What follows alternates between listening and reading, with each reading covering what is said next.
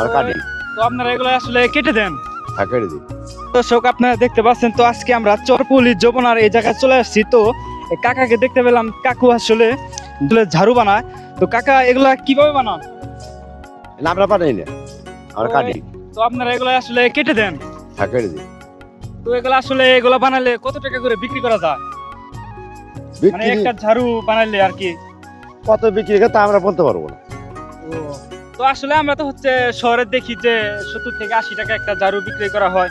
তো আপনারা এটা হে জানো না, আচ্ছা যাই হোক, যেটা আসলে এগুলো যেটা আসলে ঝাড়ুই বানায়। 80 টাকা যেটা ফুলের দারু। এটা আসলে এটা এই ফুলি, এই ফুলি, এই ফুলি 80 টাকা। এটা এখান থেকে ওই ফুল সকারে 80 টাকা। আচ্ছা যাই হোক, কাকার কাছ থেকে শুনলাম তো এগুলা দিয়ে আসলে অ্যাকচুয়ালি ঝাড়ু বানানো হয়। তো আপনারা সম্পূর্ণ ভিডিওটা দেখবেন।